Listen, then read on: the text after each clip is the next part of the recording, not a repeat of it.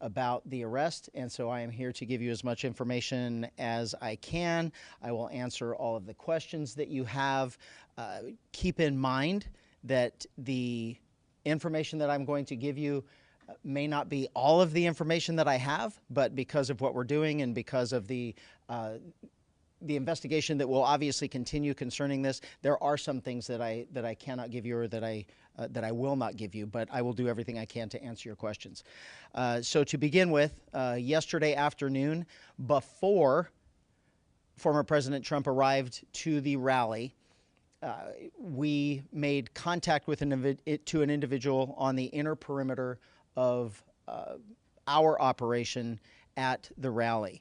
As you can imagine, this was a very large event. In regard to previous attempts on the former president's life, this was not something that we were taking lightly. We had a very detailed plan in place on how we were going to keep not only the former president safe, but all of the participants or the attendees of the rally safe. So in general terms, I will tell you that we had a larger outside perimeter and then an inside perimeter that was completely controlled by us, by Riverside County Sheriff's deputies, and both of them served different purposes. We did not keep residents from their homes. We did not keep people that were traveling through the area from going through if they had a legitimate reason to go through. So the outside perimeter was basically to allow people in that we thought belonged there. The inside perimeter was to make sure people were proceeding in the right direction. The way it worked yesterday is only people that were allowed inside the perimeter, the outside perimeter, in a vehicle was if you lived there, or if you had documentation that said you were going to this rally in the form of an email with VIP credentials or press credentials. Those vehicles were allowed in. There were no other vehicles allowed. So that outside perimeter are I will give you his name. The name that we have, and I'm going to put an asterisk by it as I explain this later, but we have his name as Vem, V-E-M, Miller, M-I-L-L-E-R, and his birth date is 10/26 of 1974. And the reason why I gave it to you like that is I will explain later. He approached the outside perimeter, gave all indications that he belonged there, that he was a participant that was allowed to get into VIP and to and a press corps, and so he was allowed through that outer perimeter. As he got to the inside perimeter, where deputies were conducting obviously a more thorough evaluation of the vehicles that were coming in, there were many irregularities that popped up. The deputy noticed that the interior of the vehicle was in quite disarray. The vehicle had an obviously fake license plate, and that prompted further investigation from our deputy into why the person was there and what he was doing. During that investigation, the deputy eventually found multiple passports with multiple names, multiple driver's license with different names. The vehicle was unregistered, and the license plate was what we in law enforcement would recognize as one that is homemade and indicative of a group of individuals that claim to be sovereign citizens, and assuming the deputy assumes that he was part of that identifying group. So during the investigation, obviously those identification documents were found, in addition to a loaded handgun and a shotgun. Obviously, this was before the former president arrived. The person was taken into custody. He was eventually booked into jail on those charges, and eventually he was released. He will have to further his court case in the future. Right now, we are actively engaged in working with Secret Service and the FBI to ensure that this person is followed up on and all of the information that they can gather. I can tell you that from my perspective, from a state law enforcement agency's perspective, the firearms charges is what we arrested him for and booked him on. Anything further will come from the federal government, and quite frankly, I don't know if we will be a part of that. We will certainly be a part of that investigation and cooperating with them, but those charges, if any, will come from them. They will not come from us. With that being said, is there any questions? Yes, sir. Sheriff, we talked to Mr. Miller this afternoon, and he said the accusations or the belief that he planned to assassinate President Trump were, quote, complete bullshit. He said that he had a special access pass that was issued to him by a Republican group in Clark County, Nevada, and that when he rolled up to the checkpoint, he told the deputies that, in his words, as a courtesy, that he had firearms in the trunk of his car. Do you have a comment on what he said? I will not comment on what he said, or specifics that we learned or gained from our contact with him. Quite frankly, I'm not really concerned with the statement that he gave the media after he was released from custody. I can tell, well, because it's irrelevant to me.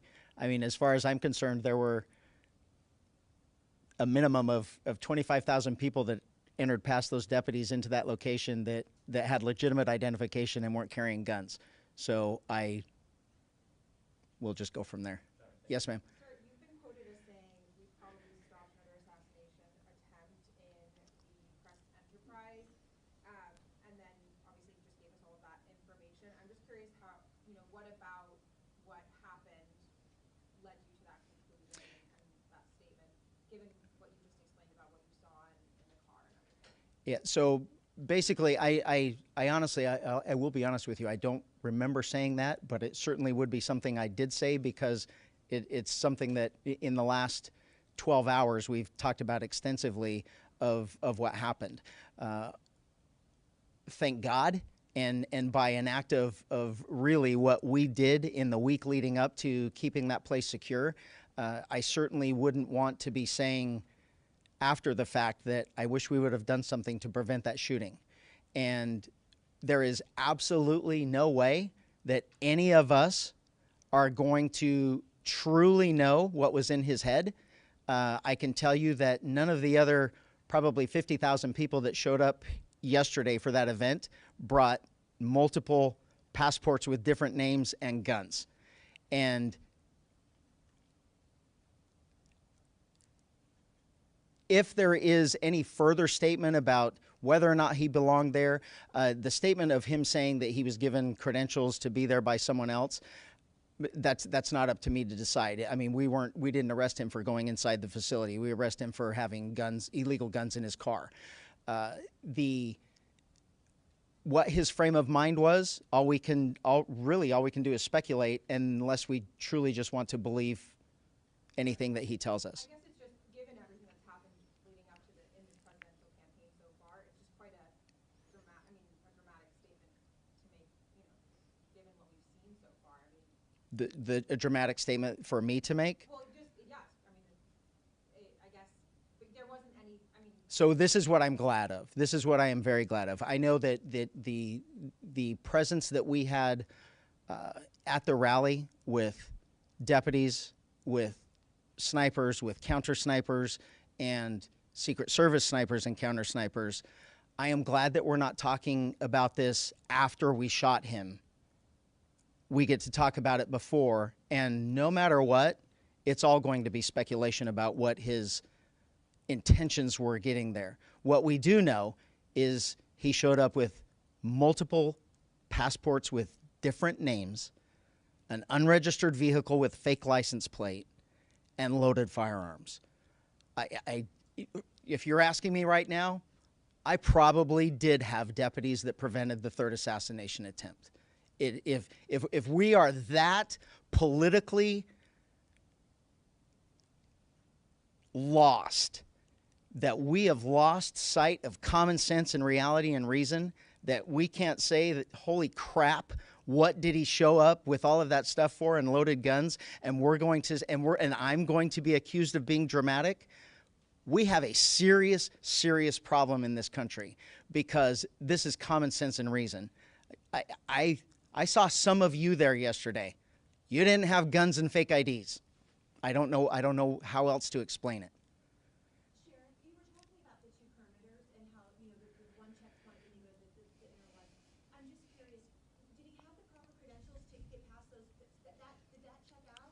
It was just what was in the car that was the red flag, but the credentials perhaps checked out with the deputies to get that access. So if you went there, the credentials are come out at the very last minute, and they are very, very vague. So there's actually 3 different points of contact and entry. We had an outer perimeter, an inner perimeter, and then you still have to go through Secret Service metal detectors and final big screening to actually get inside the facility. And that is where they would verify whether those were real. And to be honest with you, that thing that you have on your phone, it's all whether or not they have you on a list. It's not just showing up with a piece of paper and saying, I'm in. It's whether or not you really did apply through that website to get in. Secret Service does an extremely good job of trying to pre-vet people that are trying to get those tickets to get inside the... And I'm sure this is probably part of the investigation, but did he say why he had all these passports to do deputies what all this was? No. And then one thing about I will confirm, just because it was said of what him saying that someone else gave him a pass. Well, you don't get to give away passes to go to a rally of a former president or even the vice president going to her rallies. We don't get to share those things. I can't share it with my spouse, let alone with friends. So all of those things are red flags for us going in. None of those things made sense. So it wasn't that we could verify individual documents that we had, because there really isn't those things. And that would have been done at the final checkpoint going through that is completely run by Secret Service. Sheriff, can you confirm that this suspect here, I know you all are currently investigating him, looking into his past. He's a member of the Republican Party and previously ran for state assembly in Nevada. Second part of the question, have you heard from the Trump campaign, Secret Service, in response to the actions that your deputies took? I'll take the last one first. That was we certainly are still in contact with Secret Service and the FBI, because this is obviously something that occurred that will be continuing to go till we get to the bottom of it, until there's a resolution to the entire thing. The second thing and the second and third thing, I knew this was going to happen. I couldn't care less what political party he belongs to. I honestly, I think that's the stupidest thing in the world, that we have to label something and we're labeling this as politics. He was a lunatic. He was, and from my perspective in law enforcement, it's that group, if in fact it turns out that he is part of the sovereign citizens group, they are certainly considered a far-right group. I wouldn't, in my own personal belief, I wouldn't say it's a militant group. It's just a group that doesn't believe in government and government control. They don't believe that the government and laws apply to them. So I think it's fringe one way or the other. I couldn't care less. It's people trying to do harm, and thank God we prevented it. Can I ask one other just clarifying question? Yes. The cars. Was every single car that was entering the space, and I apologize if I wasn't there, so I wasn't sure about the setup, but was every single car checked? This was the only car that drew attention yesterday. Is that accurate? Well, I'm sure there were multiple cars that drew attention, but and every single vehicle that made it into the actual event, every single vehicle was checked. He did not make it into the event. He made it to our interior perimeter that was maybe 100, 200 yards away from the actual interior perimeter. So he didn't get to the point where Secret Service would find him. We identified him, detained him, and eventually arrested him before he got to the actual event entrance. And that was about 100 to 200 yards before the entrance? Please don't quote me on that, but yes. I mean, I think it's roughly, as I'm trying to imagine the entrance and where he was, I think it's about a quarter of a mile. 250 yards, maybe. I'm not 100% sure. President Trump mentioned you and your family there during the rally. How close were you sitting to him, and who other, you don't have to name them by name, but did you have other family members with you? I did have my family members there, and we were lucky enough and gracious enough to have VIP seating, so we were relatively close. About how far would you think?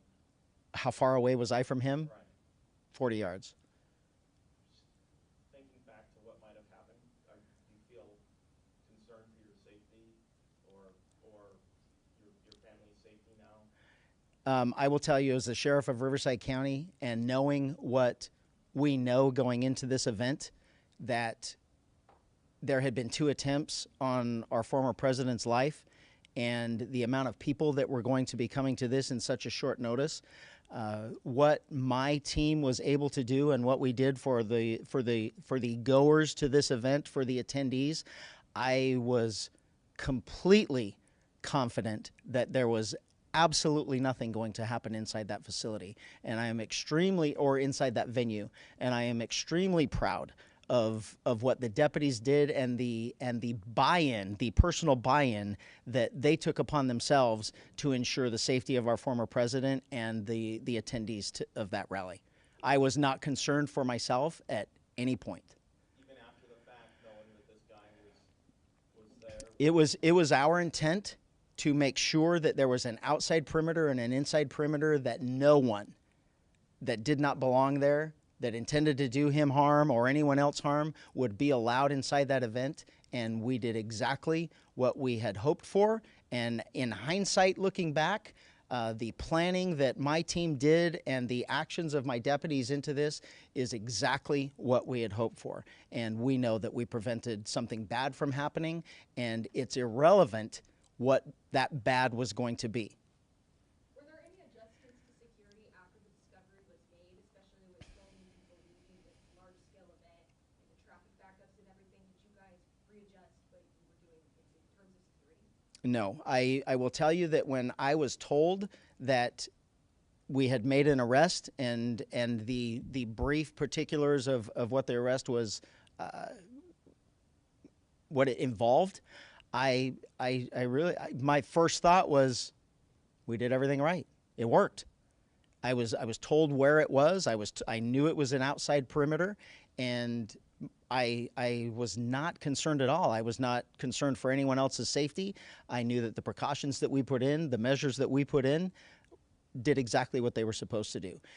The other part of your question, the aftermath, the people leaving, I cannot tell you. I've been told way too many times today and in the middle of the night that it didn't go very smoothly. There was a lot of people trying to leave at the same time, and logistically, it wasn't it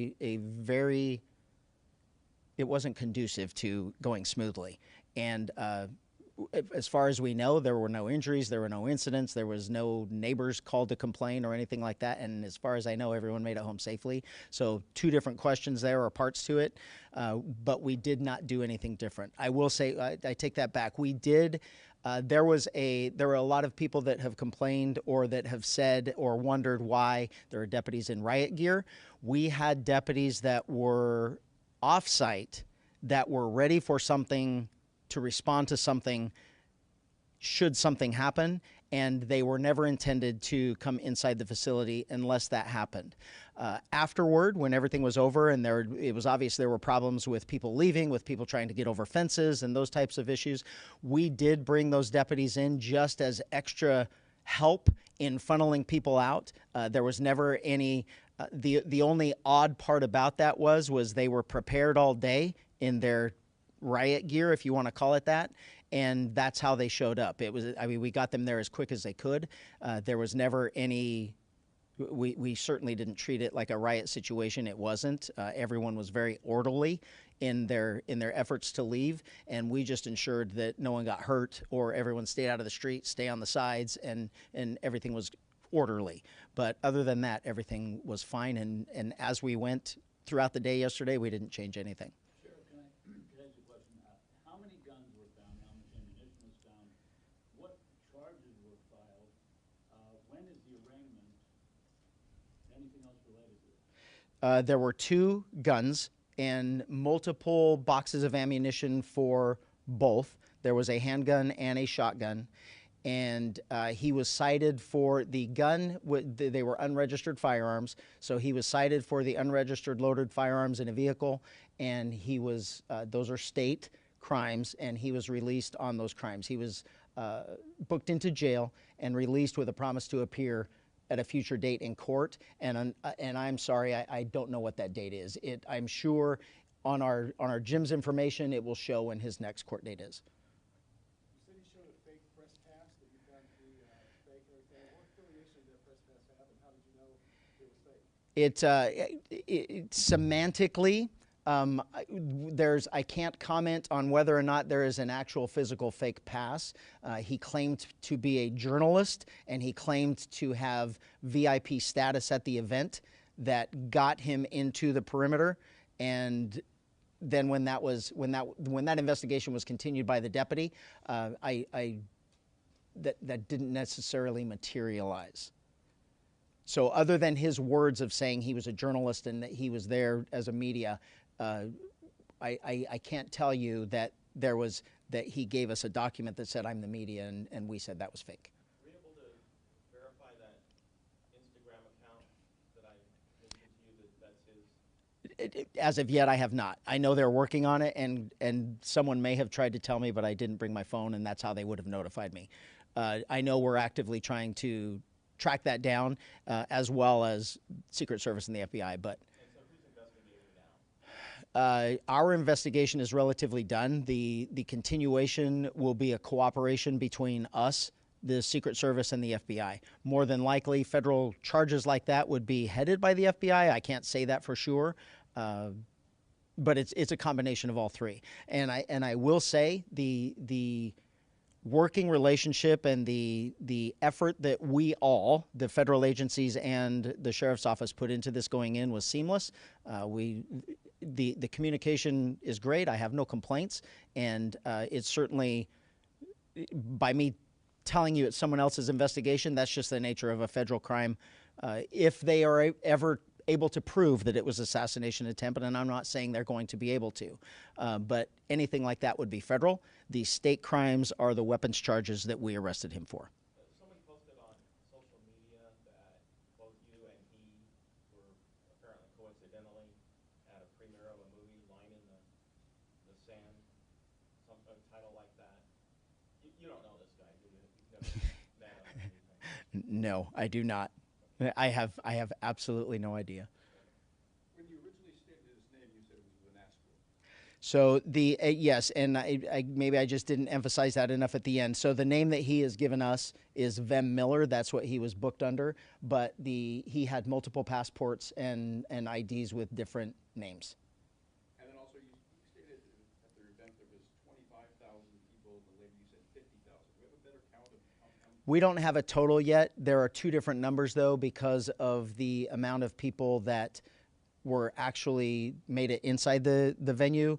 And then the way it works is once the former president takes the stage, nothing else moves. So if you weren't in by then, you did not get in. And we do know that there were plenty of pre-screenings that had happened at parking lots before, and we know that there were multiple thousands of people that did not get in based on timing. So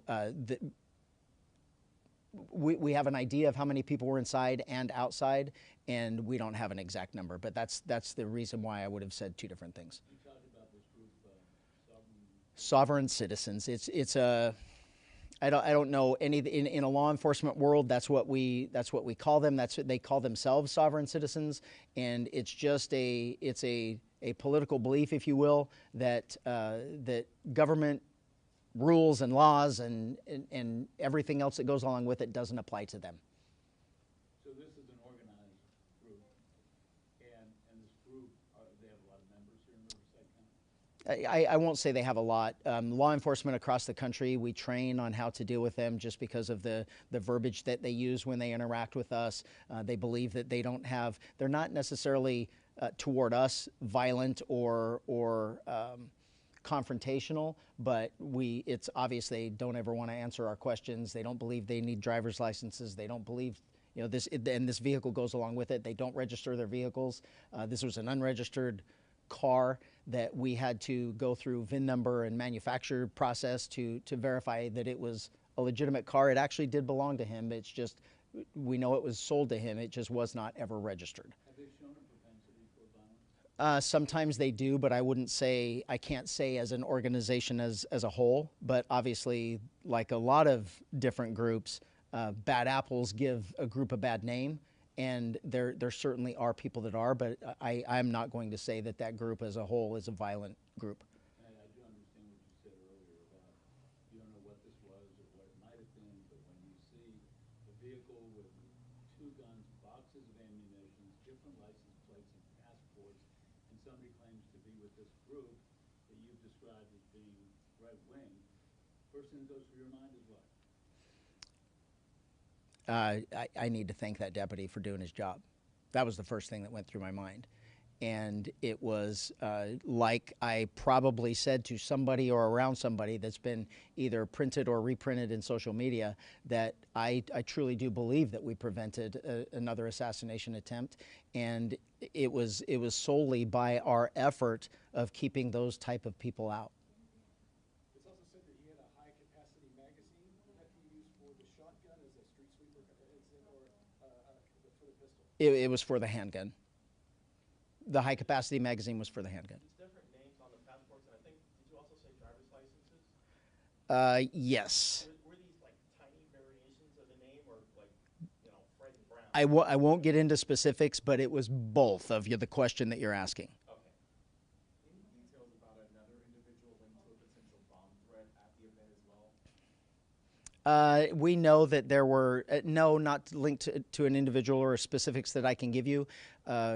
We are aware of our dogs and federal dogs that hit on people or things that we ended up not letting in, but I don't have any specifics on anything like that. There was nothing that rose to this level.